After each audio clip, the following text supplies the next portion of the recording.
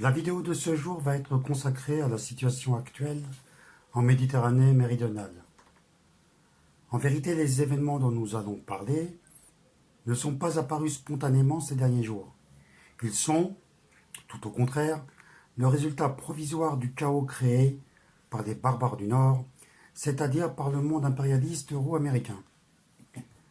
Le chaos dans la partie orientale de la Méditerranée a commencé avec la naissance de l'État d'Israël, puis, depuis lors, le chaos n'a fait que s'amplifier.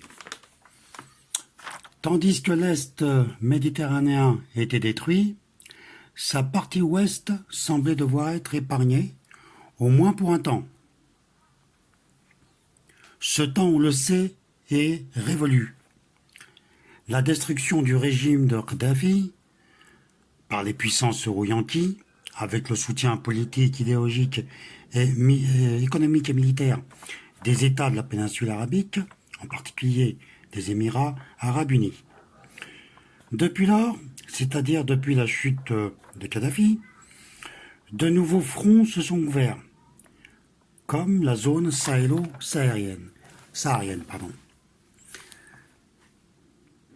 Cette situation, créée par la France en particulier, commence par avoir des conséquences de plus en plus grandes et incontrôlables. Ce sont donc quelques-unes de ces conséquences déjà visibles dont nous allons parler. Conséquences pour la France et pour l'Afrique du Nord. Nous allons prendre pour fil conducteur de notre propos l'intervention du général à la retraite, M. Trinquant, lors d'une émission diffusée par la chaîne Spoutnik, et qui concernait les sujets dont nous allons maintenant parler. Il faut préciser que le général Trinquant est un officier à la retraite qui a été manifestement chargé de dire au public, par le moyen des mass-médias, la position de l'armée française et plus précisément de son commandement. C'est par ces moyens-là que l'armée française, appelée aussi la Grande Muette, prouve qu'elle n'est pas aussi muette que cela et que, bien au contraire, elle peut être plutôt bavarde. Nous allons parler dans cette vidéo de la mort d'Abdelmalek Drogdel et de ce qu'elle dissimule de manière maladroite. Ensuite, nous parlerons de la situation dans la zone sahélo-saharienne et enfin, nous parlerons de la Libye et de la tension apparue dernièrement entre la France et la Turquie. Bonjour Rachel. Bonjour, alors justement, qui était ce chef d'Al-Qaïda au Maghreb et de quels actes terroristes fut-il responsable? Alors, c'est un Algérien, premier point, et qui était leader, si j'ose dire, d'AQMI en Algérie. Il était beaucoup poursuivi en Algérie et se cachait dans la région de Kabylie. Donc, il était recherché par les Algériens, mais par tous les gens qui luttaient contre le terrorisme. Il avait réussi un certain nombre d'opérations qui ont touché l'Algérie dans ces dernières années, et en particulier des prises d'otages qui ont probablement alimenté ces caisses de guerre, prises d'otages en particulier dans le sud de l'Algérie. Ce qu'il y a de remarquable dans le fait qu'il ait été tué au Mali, la première chose, c'est qu'il avait quitté l'Algérie. Et donc, il a traversé quasiment toute l'Algérie. La Kabylie, je le rappelle, c'est tout à fait au nord de l'Algérie. Et là, il a été pris au Mali, proche de la frontière algérienne, mais donc très au sud. Donc, ce qu'il y a de remarquable, c'est donc qu'il a été tué au Mali, et que donc, probablement, sa traversée de l'Algérie, je n'ose pas penser que les Algériens n'aient pas pu détecter quelque chose. Donc, la bonne nouvelle, c'est que probablement, les Algériens ont pu passer des renseignements, sont d'une façon directe ou indirecte liés à cet incident, à la mort de ce chef d'AQMI. Et donc, c'est une nouveauté, parce que jusqu'à maintenant, l'Algérie était plutôt un refuge pour ces chefs d'AQMI. Voilà. Alors, est-ce qu'il y a eu une coopération entre l'Algérie et la France ou l'Algérie et l'Alliance qui a réussi à neutraliser? Alors, officiellement, rien n'est dit. Donc, rien ne sera dit, probablement. On ne le saura pas. Mais je ne peux pas imaginer qu'un chef d'AQMI traverse toute l'Algérie comme ça sans qu'il y ait des informations qui arrivent. Et ces informations qui arrivent, et deuxième volet des informations, les Américains, les drones américains qui ont réussi à fournir des informations aux Français pour donner globalement la localisation du chef d'AQMI. Et ensuite, l'opération française qui a été montée pour le neutraliser. Dans ce passage, on entend donc le général Trinquant expliquer que le fameux Abdelmalek Droukdel aurait été tué donc au Mali et qu'il l'aurait, avant d'être attrapé, intercepté et finalement exécuté au Mali, il aurait traversé toute l'Algérie. Mais d'où venait-il? Eh bien, il venait de Kabylie, qui est au nord de l'Algérie, comme le dit ce général. Mais il ne se pose pas la question, pourtant cruciale, évidente et nécessaire, qui est la suivante. Comment se fait-il qu'il sache, lui, monsieur Trinquant, général Trinquant, que ce monsieur Droukdel se trouvait en Kabylie? Comment le sait-il? Il le sait parce que il répète comme un perroquet ce que la propagande de l'État algérien dit depuis plusieurs années. D'ailleurs, depuis le commencement de la guerre civile en Algérie, c'est-à-dire en 1991, mais en 92, c'est-à-dire après l'interruption des élections législatives de 1991, l'État algérien, ses services secrets, le DRS, etc., expliquent que les islamistes sont réfugiés où? Dans toute l'Algérie. Hein. Ils sont réfugiés où? En Kabylie.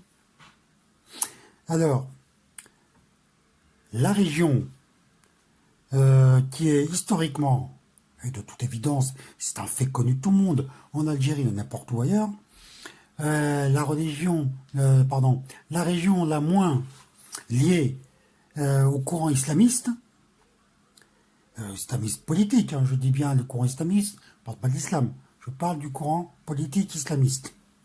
C'est donc la région qui est le moins de lien avec ces courants-là. C'est évident, ça a été vérifié 1 million de fois, que ce soit lors d'élections ou lors de toutes sortes d'événements, de manifestations, enfin tout ce que vous voulez. Cette région est de très très loin la moins islamiste, au sens politique, de toute l'Algérie et probablement peut-être même de toute l'Afrique du Nord. En tout cas, de toute l'Algérie, c'est certain. Mais c'est là que les islamistes ont décidé, c'est-à-dire des groupes les plus radicaux islamiques, ont décidé de s'installer. Waouh! Il faut vraiment avaler n'importe quoi. N'importe quoi. Mais admettons que dans les années 90, les courants, d'abord l'AIS, le GIA, puis ensuite le GSPC, aujourd'hui AQMI, que sais-je moi, Daesh ou je ne sais qui, aient décidé de s'installer en Kabylie. Très bien. Et faisons l'hypothèse qu'ils y étaient déjà installés depuis les années 90, depuis le début de la guerre civile, 1991-92. Mais que fait l'État algérien? Comment ça se fait qu'ils ne sont pas allés les déloger depuis quasiment maintenant, 20 ans? C'est ça? Même 30 ans quasiment, non, c'est 30 ans. Depuis 30 ans. Depuis 30 ans, les types se baladent en Kabylie, se reproduisent, s'organisent, se promènent, enfin ils font tout ce qui leur passe par la tête, tranquillement, sans que personne, l'armée algérienne, ses services, ses services de police, de sécurité, ses services secrets, etc., ne soient venus les déloger de cet endroit. Car, comme le dit le général Trinquant, la Kabylie est au nord de l'Algérie, mais la Kabylie, c'est à quoi? C'est à 1 heure de route d'Alger. Hein. Tizi Ouzou, en voiture, c'est à 1 heure de route d'Alger. Et encore, hein, c'est quand il y a des embouteillages. Hein. Donc, l'armée algérienne n'a pas pu faire 1 heure de voiture pour arriver jusque là. Alors on nous dira oui, mais c'est pas tout à fait ça. C'est une région extrêmement difficile, la montagne Kabyle. C'est une région avec des forêts, avec des grottes partout, avec des signes. C'est assez facile de s'y cacher. C'est pas pour rien que c'était un bastion de la guerre de libération nationale, etc. C'est vrai. Mais enfin, il y a d'autres régions d'Algérie qui présentent le même caractère euh, que la Kabylie, que ce soit l'Algérois en général, ou les Aurès différemment, c'est moins vert. Enfin, quand même, on peut s'y cacher. D'ailleurs, de facto, pendant la guerre de libération nationale, c'était également un bastion.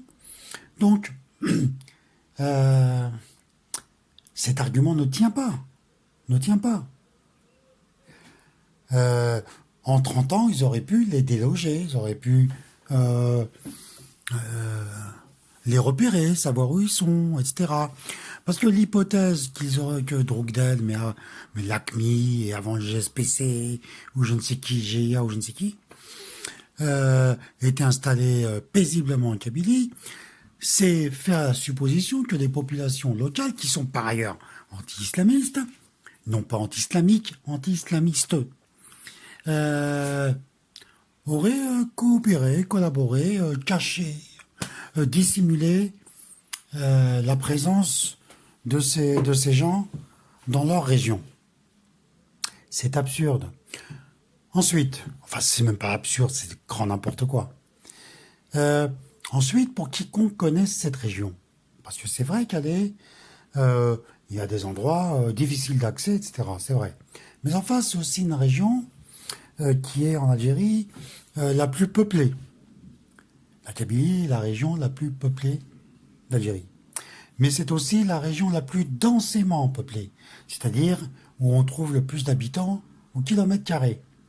C'est une chose ancienne, hein. C'est vrai en général des régions montagneuses, dans beaucoup d'endroits du monde, et c'est vrai particulièrement en Algérie.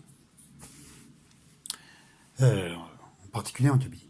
Donc, penser que personne n'aurait vu ces islamistes, personne ne les aurait repérés, personne n'aurait parlé d'eux, etc., c'est une plaisanterie.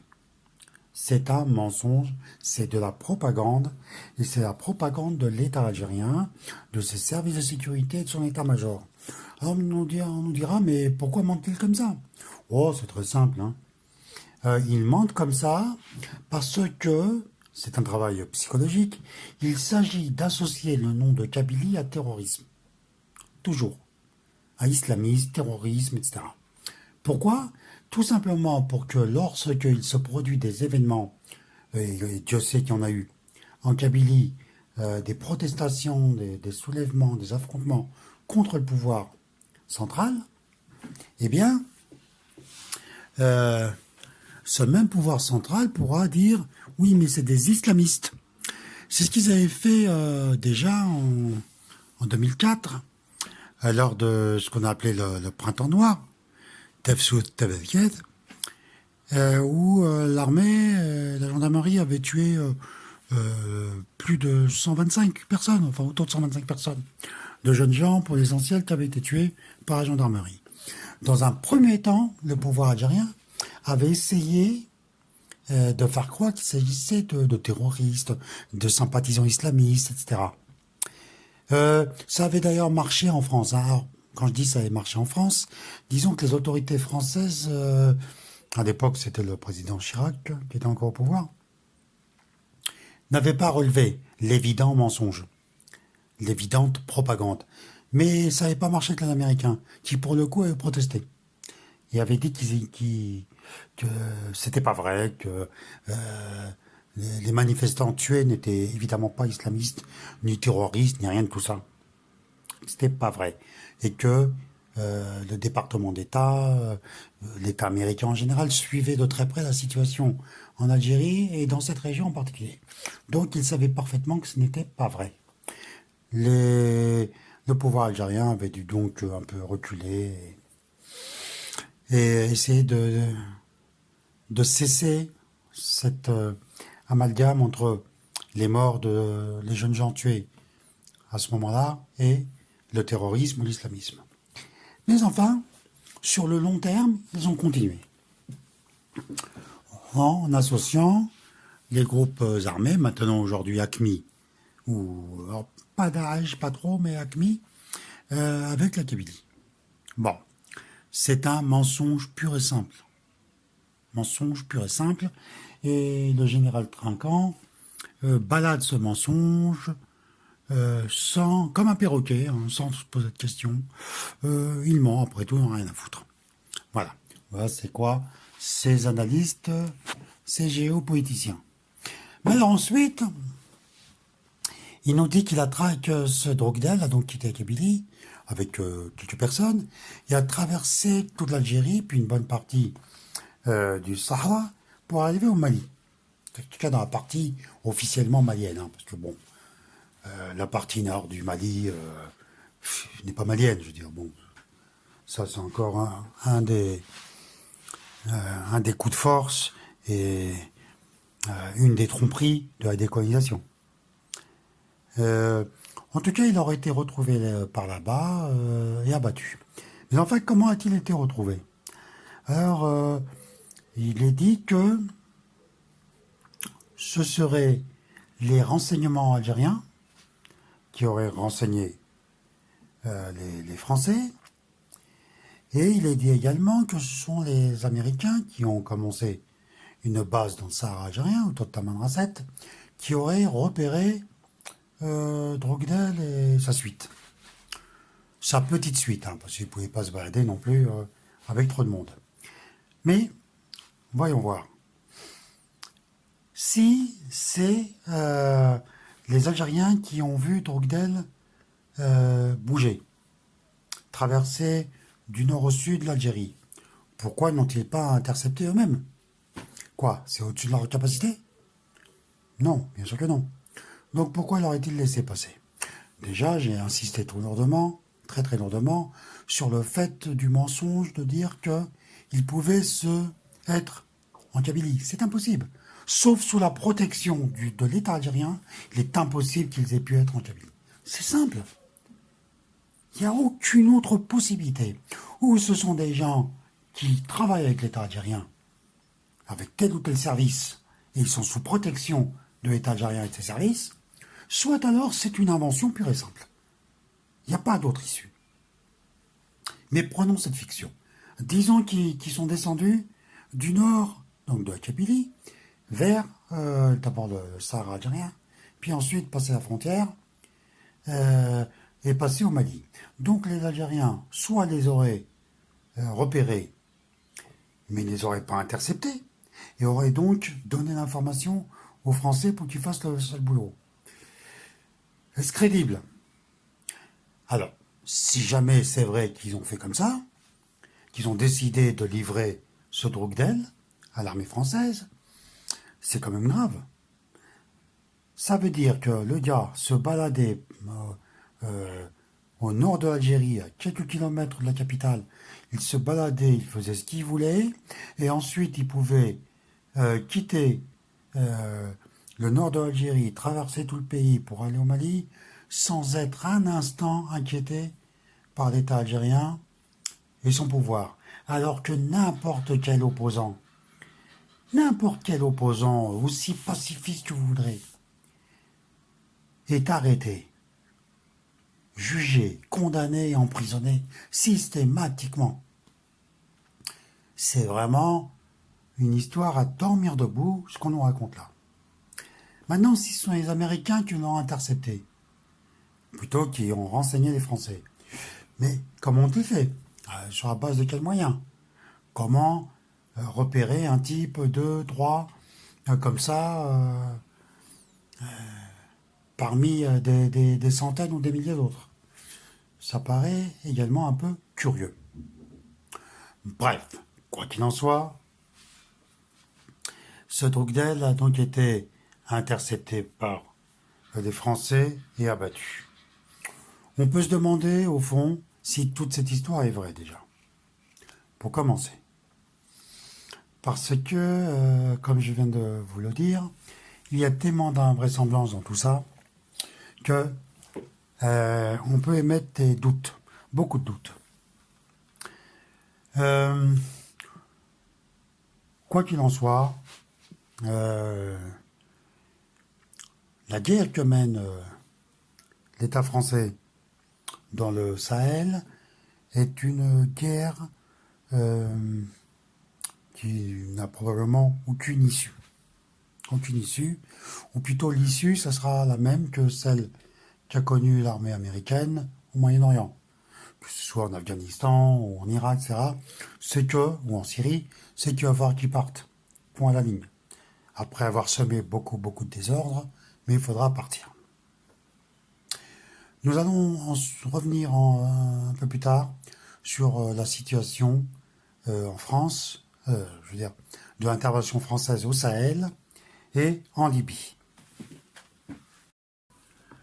Pour introduire ce que nous allons dire s'agissant de la situation dans la zone sahélo-saharienne, nous allons écouter un très bref passage du général Trinquant. La France, premier point. Deuxièmement, là nous en venons au Sahel et à l'opération qui avait été menée il y a maintenant 5 ans, l'opération Serval, qui a agi contre des djihadistes. Or, depuis ces années-là, aujourd'hui, il y a au Sahel un partage, si j'ose dire, de l'influence entre AQMI et Daesh. Et là, on en vient. Donc, le général rappelle très succinctement les circonstances dans lesquelles la France est intervenue il y a 5-6 ans, avec l'opération dite Serval, au nord du Mali, ou plutôt de ce qu'on appelle très abusivement le nord du Mali, c'est-à-dire d'une partie du Sahara, en fait, qui a été attribuée par le colonisateur français en 1960, c'était donc le général de Gaulle, qui a accordé souverainement cette partie de cette zone, entre le Sahara et le Sahel, qui a été attribuée donc au Mali. Or, jamais, le Mali, c'est-à-dire les populations qui se trouvent au sud, c'est-à-dire à plus de 2000 km de la zone en question, n'ont jamais exercé la moindre influence d'aucune sorte. Il n'y a jamais eu d'État malien qui aurait dominé cette région. D'ailleurs, ça vaut pour le Niger, etc. Évidemment, cette zone aurait dû revenir à un État, l'État des Touaregs, bien évidemment, qui aurait dû être constitué là, sur cette zone, et qui aurait pu être fédéré ou confédéré avec l'Algérie, par exemple. De toute façon, il ne serait pas confédéré, ou volontairement, avec le Mali ou le Niger. Enfin bon, soyons sérieux. Donc ça aurait pu être la solution. Il se trouve que c'est pas ce qui est arrivé, et il se trouve qu'une bonne partie de l'explication de ce qui se passe là-bas, c'est aussi d'empêcher l'émergence d'une zone ou d'un proto-État ou d'un État Touareg. Voilà. Bon, revenons donc à la situation telle qu'elle était, ou plutôt aux motivations officielles de l'État français pour intervenir dans cette zone. Il y a 5-6 ans, et de s'y trouver encore aujourd'hui, et sans doute pour encore longtemps. À moins que l'armée française ne soit contrainte, comme l'armée américaine, en Afghanistan par exemple, mais aussi en Syrie ou en Irak, de se retirer purement et simplement. Nous verrons bien. En attendant, le président Hollande a déclenché l'opération Serval au motif que, c'est ce que les autorités françaises répètent depuis lors de manière monomaniaque, ils sont donc intervenus parce que une colonne de djihadistes qui se trouvait à plus de 2000 km de Bamako, c'est-à-dire tout à fait dans le nord, côté Tombouctou, de Gao, etc., s'apprêtait, disent-ils, à descendre. Alors, à descendre sur Bamako et à s'emparer de Bamako. Le nombre de ces djihadistes, terroristes, enfin bon, islamistes, le vocabulaire est toujours fluctuant. Disons, ces gens-là étaient estimés au nombre de 1500, 2000 à tout casser. Et donc, ils devaient traverser, ils étaient supposés traverser toute la zone, c'est-à-dire, je répète, plus de 2000 km, totalement à découvert. À découvert, hein, c'est un terrain plat. Il n'y a pas de forêt, il n'y a pas de montagne, il n'y a rien. C'est une route toute droite, pardon, sans abri possible pour les 4x4 qui devaient transporter, parce que c'était des véhicules 4x4. Au passage, comment ils les ont eus? Tous ces jolis 4x4 tout neufs. Qui leur a donné? Enfin, passons. Ils ont donc, l'État français a donc décidé d'empêcher ce passage. Donc ils sont intervenus, soi-disant ou réellement, ça relève des mystères, avec la demande du gouvernement malien. Mais il est vraisemblable que les Maliens l'aient demandé. Bien. Ils interviennent et ils arrêtent la progression de la colonne djihadiste. Ok. Mais il vient une question à l'esprit, immédiatement. Pourquoi diable l'État français est-il allé sauver un État qui n'est pas un État, qui n'a aucune espèce d'existence, puisqu'il est strictement incapable d'empêcher 2000 bonhommes, qui sont à plus de 2000 km, d'arriver jusqu'à la capitale, Bamako. Le sud du Mali étant peuplé par plus de 20 millions de personnes. Je ne veux pas les chiffres exacts, mais enfin c'est autour de ça.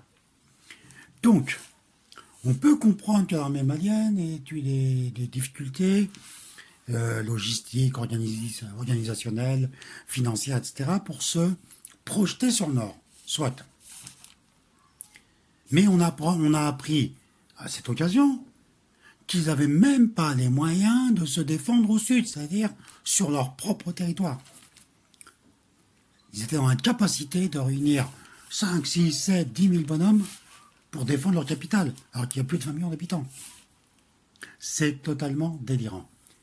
Pourquoi diable sauver un pareil État qui n'est pas un État? C'est même pas un État failli, comme on dit. C'est un non-État. Il n'y a aucune espèce d'existence. C'est n'importe quoi. Bon, mais ils l'ont quand même fait, les Français l'ont fait, sont intervenus. Et ils ont donc restauré, plaisanterie, la souveraineté malienne sur la totalité du territoire accordé abusivement au Mali en 1960. D'ailleurs, au passage, il est vraisemblable que les Maliens à l'époque n'en voulaient pas non plus. Hein. Ils n'étaient pas complètement fous non plus. Mais enfin, ça s'est fait et ils ont dû hériter de ce fardeau, qui sont, je répète, comme je viens de l'expliquer, dans l'incapacité totale de prendre en charge.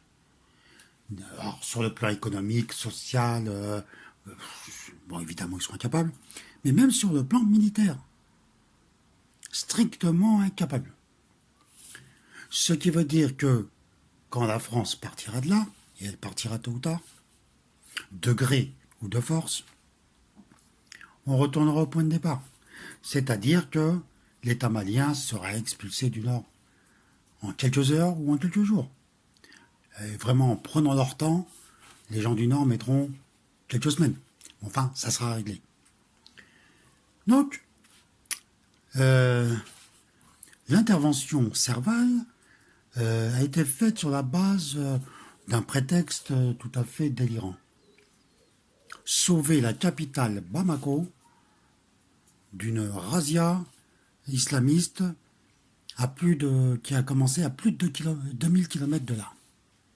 Il a fallu sauver le pseudo-État, le prétendu État malien.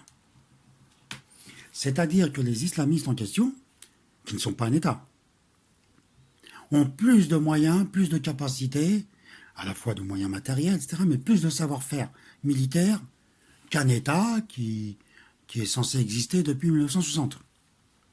C'est-à-dire, 60 ans. Bon, voilà à quelles aberrations nous en sommes maintenant. Alors, où en sommes-nous maintenant, 5-6 ans après l'intervention française au Mali? Enfin, au Mali. De ce qu'on appelle, encore une fois, abusivement le Mali, c'est-à-dire au nord. Alors, au nord de ce qu'on appelle le Mali et au sud de l'Algérie. Alors, également de la Libye, puisque la zone de conflit, en réalité, ne fait que s'élargir. Elle avait commencé par la zone au nord du Mali. Elle s'est répandue à peu près partout. C'est-à-dire au Niger, au Burkina Faso, au Tchad. Nous reviendrons sur le cas de la Libye ensuite. En Mauritanie, à peu près partout. Ça descend même beaucoup plus bas, puisque ça descend sur la Centrafrique, le Cameroun. Bon, c'est généralisé. Alors, c'est pas forcément les mêmes groupes, mais c'est en partie les mêmes groupes. Bon, il y a aussi le groupe Boko Haram au sud. Quoi qu'il en soit, l'armée française n'est arrivée à pas grand-chose. L'opération Serval s'est transformée en opération Barkhane, mais s'ils n'ont à changer, la situation, elle, est exactement la même. C'est-à-dire qu'ils n'arrivent à rien. Ils sont entrés dans un combat qui est forcément ce qu'on appelle un combat asymétrique, c'est-à-dire d'un côté des moyens puissants, modernes, etc., et de l'autre côté la bonne vieille guérilla. Et la bonne vieille guérilla a toujours le dernier mot. C'est comme ça. Les armées modernes, bien équipées, peuvent exploser des armées régulières, plus ou moins modernes. C'est là que la technologie joue. Un peu plus de modernité l'emporte sur un peu moins. Mais face à la guérilla, ça ne sert à rien. Ça, c'est une leçon ancienne maintenant. On sait que ça tourne toujours mal pour les puissances intervenantes. C'est-à-dire, il faut bien dire, les puissances impérialistes. Bon, dans l'état actuel des choses, on voit quoi? On voit que la zone de conflit ne fait que s'étendre. C'était un petit morceau du nord du Mali, c'est maintenant toute la zone saharo-sahélienne. Et ça descend de plus en plus vers les zones tropicales, équatoriales, africaines. Donc ça ne fait que s'élargir. Ensuite, on voit les groupes de toutes tendances possibles et imaginables se renforcer. On nous dit AQMI, c'est-à-dire Al-Qaïda, les gens de Daesh, des groupes Peul, des groupes d'autres groupes ethniques ou d'autres groupes fédérations tribales, etc., qui apparaissent. Il n'y en avait qu'un, maintenant il y a prolifération. Voilà à quoi ils arrivent. La question est, au fond, est-ce que les motifs qui ont été donnés par le président Hollande il y a 5-6 ans étaient vraiment sérieux? Était-ce réellement la raison? Sont-ils réellement intervenus, les troupes françaises, sont-elles réellement intervenues pour empêcher la chute de l'État, du pseudo-État malien? Ou bien était-ce une autre raison? Nous dirons-nous que c'était une autre raison. La raison réelle, c'est plutôt de couvrir les activités du Qatar, de l'Arabie Saoudite et des Émirats. Puisque ce sont ces États-là, alors les Émirats plus que l'Arabie Saoudite, parce que l'Arabie Saoudite est plutôt une aide économique, financière, idéologique. Mais les interventions plus militaires sont plutôt le fait des Émirats Arabes Unis. Mais ce sont ces groupes-là qui sont en pleine action dans cette zone. À la fois dans le sud, c'est-à-dire dans la zone sahélo-saharienne, tout aussi bien qu'en Libye, comme nous allons le voir sous peu.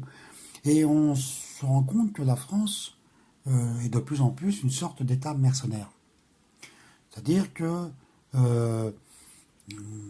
ce que la France peut obtenir, peut faire plutôt, c'est pas tellement pour obtenir des avantages pour elle-même, c'est plutôt de louer ses capacités militaires, ou ce qui lui en reste, pour obtenir des avantages économiques. C'est de plus en plus clair. À la différence des États-Unis ou de la Russie qui maintenant ont créé des entreprises privées de mercenariat, aux États-Unis, ça date de la guerre en Irak. Les Russes ont créé la société dite Wagner, qui intervient en ce moment même en Libye. Alors, on nous dit que la société Wagner, c'est une société de mercenaires qui recrute, embauche, forme et fait intervenir des mercenaires, ne serait pas directement liée à la Fédération de Russie, c'est-à-dire à son gouvernement, à Poutine. Certes, mais il n'en reste pas moins qu'ils sont liés, bien sûr.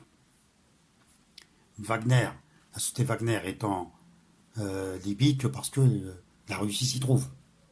Et qu'elle utilise ses mercenaires pour ne pas se mouiller directement. D'autant que la situation devient de plus en plus compliquée dans cette zone, et qu'il vaut mieux pas que ce soit des troupes russes qui soient directement impliquées dans les affrontements. Donc, il vaut mieux avoir un groupe mercenaire comme la société Wagner. Mais les Français n'ont pas de société de cette sorte, donc les Français interviennent directement. Mais c'est un boulot de mercenaire. Que ce soit dans la zone sahélo-saharienne ou que ce soit plus au nord, en Libye. Bien. Voilà ce que nous pouvions dire sur la zone sahélo-saharienne, ou pour faire plus simple, dire le nord du Mali, mais enfin, comme je dis, toutes les réserves qu'il faut mettre dans cette appellation région partie nord du Mali. C'est un non-État. Il n'a strictement rien à faire. Au nord du Sahara, c'est n'importe quoi. Et de toute façon, il en est strictement incapable. Nous répétons de nouveau, dès que la France, pour une raison X ou Y, sera contrainte de se retirer, les troupes ou le pseudo-État malien disparaîtra du Nord. C'est une certitude. La question de l'avenir de cette région du Sahara va se jouer dans l'avenir, mais ne se jouera pas ni avec le Mali, ni avec la France, etc. Il se jouera sur la base des Touaregs et de ce que l'évolution, peut-être, on verra bien, de l'État algérien, de ce qui se passera en Libye, permettra d'obtenir ou pas la création d'un État ou d'une région, d'une fédération, d'une confédération. Pour le moment, tout cela reste encore de l'ordre de la devinette, parce que nous n'avons pas tous les éléments, c'est-à-dire que la situation n'est pas encore suffisamment décantée. Donc, patientons et nous aurons sans doute à y revenir. J'ai évoqué la Turquie et j'allais vous demander, c'est quoi le lien entre ce qui se passe en Libye aujourd'hui avec la Turquie et plein d'autres pays qui sont impliqués d'une manière clandestine, je dirais, par biais d'autres acteurs, et ce qui s'est passé avec cette opération? Est-ce qu'il y a un lien? Alors, le lien, il est double. Le premier lien, c'est que la Libye est, vous savez, après l'opération, il y a 9 ans maintenant, 2011, qui a renversé Kadhafi, est devenu un pays totalement instable. Dans ce pays instable, vous avez un couloir d'émigration qui partait et qui allait vers l'Europe. Ça, c'est le premier point. Le deuxième point, c'est que dans ce pays instable, vous avez 2 factions qui s'opposent. L'une, identifiée par le maréchal Haftar, qui est appuyée par le Parlement de Tobrouk. voudrais rappeler que le Parlement de Togo, c'est le seul Parlement élu en Libye.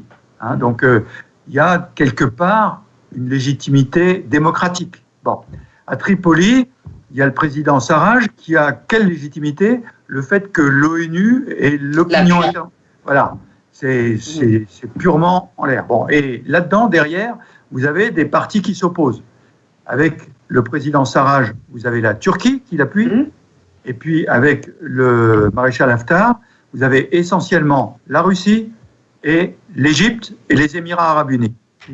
Et donc, on voit bien que derrière, il y a un combat géopolitique important pour deux raisons. D'abord, la Libye a beaucoup de pétrole, donc ça peut être intéressant. Et puis, il y a l'ouverture en Méditerranée des puits offshore. Et puis, ce couloir de pénétration vers la Méditerranée. Or, aujourd'hui, le président Sarraj, qui a l'appui de la communauté internationale, a décidé de s'allier à la Turquie. Il faut rappeler, entre parenthèses, sa famille est d'origine turque. Et là, on croit rêver. On a l'impression que l'Empire ottoman est de retour. Et M. Erdogan illustre bien ça. Et donc, il est en train d'appuyer, mais efficacement, il faut le reconnaître, il appuie militairement efficacement le gouvernement de M. Sarraj, qui a réussi à retirer la pression qu'il avait sur Tripoli, mais en revanche, il ne pourra pas gagner l'ensemble de la Libye. Nous allons maintenant en venir à la situation en Libye et en Méditerranée. Notamment, nous allons parler de la tension qui s'est manifestée dernièrement entre l'État français et l'État turc. C'est remonté aux États, mais enfin, comme vous le savez, ça a commencé d'abord sur mer, entre un quasi-affrontement entre l'armée turque, la marine turque et la marine française. Même si, pour être tout à fait exact, ce sont des Français qui disent que la marine turque s'est montrée menaçante. Parce que les Turcs eux-mêmes, et notamment l'ambassadeur de Turquie en France qui a été auditionné très récemment au Sénat par la commission des affaires étrangères du Sénat, a totalement infirmé cette idée. Et il dit, les Turcs disent qu'il est faux qu'il y ait eu le moindre menace turque contre un bateau français. Mais nous y reviendrons ensuite. Voyons déjà la situation globale en Turquie. Alors nous avons traité dans cette vidéo le cas de la situation au Sahara, dans le Sahel. Or, d'un point de vue chronologique, nous aurions dû plutôt commencer par la situation en Libye. Car, comme vous le savez, c'est d'abord la destruction de la Libye de Kadhafi qui a conduit à la désintégration de la Libye et à la désintégration des équilibres fragiles qu'on trouvait dans le Sahara et dans le Sahel. Notamment, on sait que ces parties de Libye, qu'un certain nombre de groupes, notamment des Touaregs qui servaient le régime de Kadhafi, se sont repliés sur le sud, mais se sont repliés avec hommes, bagages et armements. Mais d'autres encore ont fait la même chose. Et que c'est donc l'agression, la destruction du régime libyen, qui a conduit à cette situation. Alors, par ailleurs, de la même façon que Monsieur Hollande, le président Hollande, avait justifié l'intervention française au Mali, c'est-à-dire dans le nord, ce qu'on appelle encore une fois le Mali, à tort, était intervenu dans le nord du Mali, au motif qu'il y avait une menace djihadiste contre Bamako, c'est-à-dire à plus de 2000 km au sud. Bon, eh bien, ce n'était que le type d'argumentation qu'avait déjà utilisé M. Sarkozy auparavant lorsqu'il a lancé l'attaque. Alors, il n'était pas tout seul, bien sûr, sinon il n'aurait pas pu le faire. Il est accompagné des Italiens, de la Grande-Bretagne, en partie des États-Unis qui ont procédé à l'essentiel des bombardements, mais également des Émirats arabes unis. Nous les retrouvons. Notamment des forces spéciales, car s'ils ne sont pas en mesure d'aligner des troupes, une infanterie importante, etc. sur le terrain, ils ont néanmoins une aviation réelle, qui a une certaine existence, composée de pilotes émiratis, mais également de mercenaires étrangers. Et ils ont également formé des forces spéciales qui, semble-t-il, ont de réelles capacités opérationnelles. En tout cas, le président Macron, décidément je me trompe avec tous leurs noms, le président Sarkozy avait donc déclenché cette intervention au motif que le colonel Kadhafi avait annoncé qu'il allait exterminer la ville de Benghazi. Et donc, c'est là qu'est intervenu l'inénarrable Bernard-Henri Lévy, qui avait fait le tour du monde pour dénoncer un génocide qui se préparait sous les yeux de l'humanité et qu'il fallait, blablabla, intervenir sur le champ. Donc, parce que contrairement à ce que disent certains, ce n'est évidemment pas Bernard-Henri Lévy qui a déclenché cette guerre. Non, Bernard-Henri Lévy a servi à vendre le baratin humanitaire, le baratin droit de l'homiste. C'est tout, hein, c'est pas lui qui décide les guerres ou la paix, fort heureusement. C'est déjà la merde comme ça. Heureusement que c'est pas lui qui décide. Bien, en tout cas, l'armée française et donc la coalition est intervenue et a fait tomber le régime de Kadhafi. Alors, je vais vous passer toutes les étapes parce que c'est allé dans tous les sens. En tout cas, la situation actuelle, c'est que se sont constitués deux camps.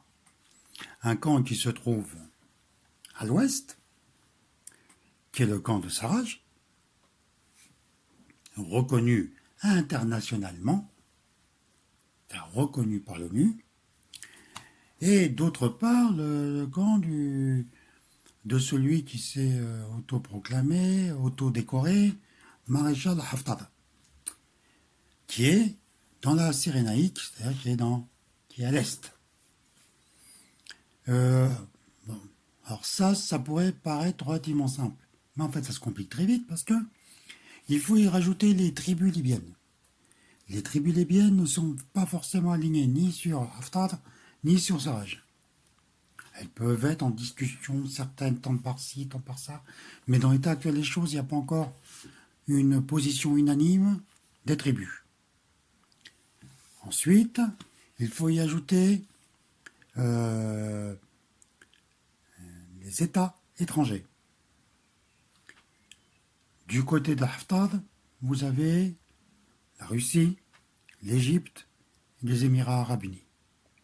L'Arabie saoudite derrière, mais les Émirats arabes unis, qui sont du côté du général Haftar, c'est-à-dire la Cyrénaïque, c'est-à-dire la zone est. De l'autre côté, vous avez essentiellement la Turquie, qui a pris parti pour Sarraj. Quand je dis pris parti, pas seulement au sens diplomatique, parce que ça c'est le cas de beaucoup d'autres États. Non, pris parti au sens militaire. La Turquie est intervenue maintenant militairement. À cela s'ajoute, pour compliquer l'affaire encore, s'ajoutent toutes sortes de groupes non étatiques, mais sous contrôle étatique. D'abord les islamistes, alors les uns intervenant pour le compte de Haftar, les autres intervenant pour le compte des Turcs. À quoi il faut ajouter, comme je l'ai déjà mentionné plus haut dans la vidéo, la présence de sociétés privées de mercenaires, comme la société Wagner, qui travaille pour Haftar. La société Wagner, je le répète, étant une société russe, qui officiellement n'est pas directement, même n'est pas lié à l'État russe, mais enfin, qui travaille forcément avec l'État russe, bien évidemment. L'État russe ne voulant pas trop s'impliquer au-delà de certaines limites en Libye. Et pour la raison évidente, c'est qu'il commence à y avoir beaucoup trop d'acteurs. Les risques deviennent de plus en plus grands, notamment de se retrouver face à l'armée turque. Voilà. Donc, les Russes prennent des précautions et commencent à voir ce qu'ils doivent faire ou pas faire. Par ailleurs, les Russes sont aussi sensibles au point de vue de certains pays du coin, notamment de la Tunisie et de l'Algérie, qui n'apprécient pas du tout ces interventions étrangères tout azimut, et qui ont plutôt tendance à prendre parti, bon, sans le dire fortement, mais enfin, en s'en tenant à la légalité internationale, l'Algérie et la Tunisie prennent plutôt parti pour Sarraj. Comme vous le savez, il y a 2-3 ans, il y avait eu, il y a 2 ans, de très très fortes tensions entre l'Algérie et le maréchal Haftar, qui avait même menacé d'une intervention militaire contre l'Algérie. Donc, les relations ne sont pas excellentes. Mais la situation est que les États nord-africains, et en particulier la Tunisie et l'Algérie, n'ont pas les moyens militaires, économiques, etc., d'intervenir. Et comme ça se rapproche un peu trop de leurs frontières, les États nord-africains sont obligés de faire preuve de beaucoup de prudence. Sans parler évidemment de la situation interne de ces pays. Voilà. Donc, c'est dans ce contexte général chaotique, créé par l'intervention de la coalition américano-franco-britannique, émirati, etc., même si les Français ont joué quand même un rôle moteur dans cette histoire. C'est quand même Sarkozy qui a convaincu les autres d'intervenir. Maintenant c'est fait, le chaos est installé, la France se retrouve tout à coup éjectée du rôle principal. Les États-Unis se sont retirés purement et simplement. Les Britanniques, de facto, bon, évidemment, ils ont leurs services spéciaux, ils ont quelques forces spéciales, etc., mais disons, ils évitent de trop intervenir. Les Italiens, à peu près pareil, qui étaient les principales troupes, pays qui étaient intervenus au départ, jouent un rôle marginal aujourd'hui. La France, elle, continue à s'activer. Elle ne veut pas lâcher le morceau. L'État français. Et donc, depuis Sarkozy, en passant par le président Hollande, et aujourd'hui le président Macron. Et c'est dans ce cadre-là, c'est dans cette situation-là que sont apparues les tensions avec la Turquie. La France a eu des problèmes avec la Turquie déjà en Syrie. Les politiques françaises et turques n'étaient pas du tout coordonnées, n'étaient pas les mêmes. D'ailleurs, la France avait une politique qui n'était ni celle de la Turquie, ni celle de l'Iran, ni celle de la Russie, ni celle du Hezbollah. Donc, elle était dans une situation très difficile. D'autant que, par ailleurs, les Américains, avec Trump ayant décidé de se retirer de la zone, les Français se retrouvaient isolés, et certes, ils avaient l'appui. Ils travaillaient avec et pour les Émirats et l'Arabie Saoudite, mais les Émirats et l'Arabie Saoudite étant par ailleurs empêtrés dans cette guerre folle, criminelle, insensée, qu'ils mènent et qu'ils perdent contre le Yémen, contre le mouvement dit Houthi, mais bon, c'est le Yémen qui pilote. Donc là, la France se trouvait totalement isolée. En Syrie, elle s'est dit, le gouvernement français, l'armée française, qu'ils allaient se refaire la cerise, en quelque sorte, en Libye. Et donc, contrarier les plans turcs, qui se sont manifestés et qui se sont concrétisés par une intervention pure et simple du côté de Sarraj. Voilà donc la situation. La tension qui est née récemment est due au fait que il y a le prétexte de l'incident en particulier qu'il y a eu en mer, c'est-à-dire d'un bateau de ravitaillement humanitaire selon les Turcs et contenant des armements selon ce que laissent entendre les Français, navire turc, n'est-ce pas, qui devait débarquer sur les côtes du côté des forces de Sarraj pour les approvisionner ou en matériel humanitaire ou bien en matériel militaire sous embargo selon les Français. Mais ça, c'est le prétexte. Parce que la raison principale, la raison fondamentale qui énerve l'État français, c'est que les Turcs sont intervenus ces 2 derniers mois et qu'ils ont remporté une victoire militaire décisive contre les forces de Haftar et leurs alliés. Ils les ont littéralement explosés. Et comment est-ce qu'ils ont fait ça?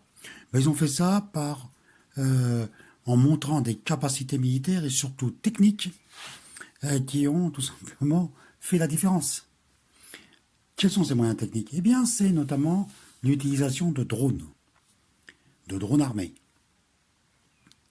L'armée turque a utilisé des drones armés qui ont servi à guider et à pilonner les positions adverses et à permettre aux troupes pro-Sarraj d'avancer de façon fulgurante. Il faut savoir que cet armement turc, notamment les drones, ne sont pas du tout étrangers. Ce n'est pas des achats faits par les Turcs auprès de telle ou telle puissance, pas du tout. C'est de fabrication totale turque. C'est made in Turquie. Ça fait des années qu'ils sont dessus, qu'ils travaillent dessus, qu'ils font le boulot. Et ils se sont dotés de cet armement qui, maintenant, mis en pratique sur un théâtre militaire concret, s'est avéré une arme extrêmement efficace. Et donc l'armée turque a montré qu'elle était capable. Je dis juste au passage que dans toute la zone, les États non arabes au Moyen-Orient ont tous fait des progrès, par exemple sur le plan militaire, qu'aucun État arabe n'était en mesure de faire. Que vous preniez la Turquie avec les drones, que vous preniez par exemple l'Iran, malgré l'embargo, malgré tous les problèmes qu'on leur fait, ont réussi à développer toute une industrie du missile. Très efficace. Et c'est une des raisons qui dissuade les Américains d'intervenir. Ils fabriquent des missiles, ils fabriquent des avions, ils fabriquent des navires de guerre, enfin des vedettes de combat. La Turquie fabrique toutes sortes de choses, et notamment des drones. Aucun État arabe ne l'a fait. Aucun. Ils dépensent des tonnes, des milliards, des dizaines, de centaines de milliards de dollars pour faire tourner des industries américaines ou bien européennes, ou israéliennes d'ailleurs maintenant. Et ensuite, de toute façon, ces armements, ils ne savent pas quoi en faire. Ils ne savent pas l'utiliser. Et voilà, ça va rouiller dans des entrepôts ou des parkings. Pendant ce temps-là, la Turquie ou l'Iran, eux, produisent réellement des choses. Ou Israël, produisent d'authentiques choses. Ont des vraies industries, ont des vrais ingénieurs, ont des vrais techniciens. Ils ont des vrais plans. Tout ce que les Arabes n'ont pas. Voilà. Ça, c'est un fait, c'est comme ça. Ça plaît pas, mais c'est un fait. Voilà. Si on veut discuter de questions politiques, il faut déjà commencer par être capable de reconnaître les faits.